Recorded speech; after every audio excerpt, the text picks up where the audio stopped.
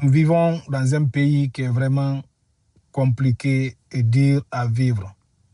Je vais prendre l'exemple sur moi-même. Des fois, je peux faire 3 ou 4 jours sans regarder mon mailbox, ma boîte à lettres. Quand je descends le boulot le soir, c'est juste à quelques 30 ou 20 mètres de là où je garde ma voiture. Mais j'ai la paresse d'aller ouvrir et regarder ce qui est dedans. Je vais dire, ok, je vais laisser demain, je vais aller regarder.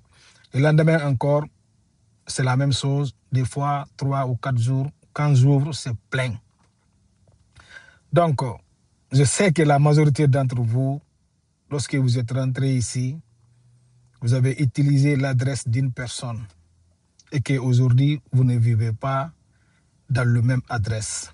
On vous envoie des lettres. Des fois, la personne va faire 1 mois, 2 mois avant qu'il vous dise que vous avez déjà reçu une lettre.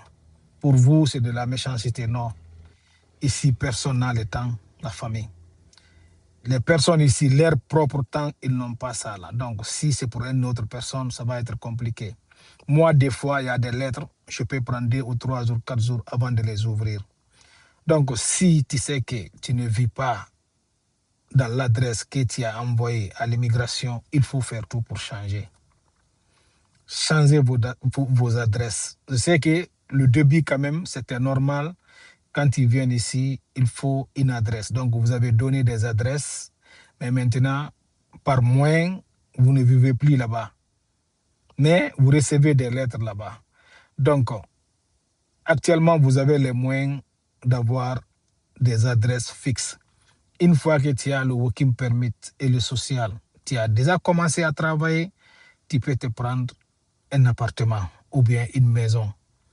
Là-bas, tu peux utiliser cette adresse-là.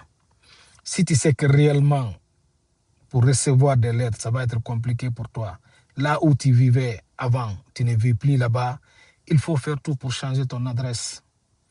Ici, on a 2 adresses, le mailing et le living. Mais le plus important, c'est là où tu reçois des lettres.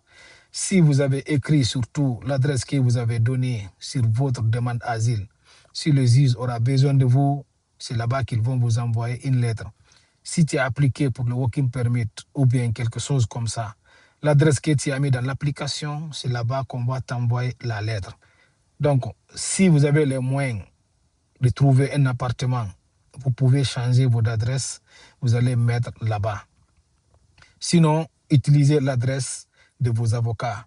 Mais il est vraiment important de savoir là où tu vis, tu peux recevoir des lettres.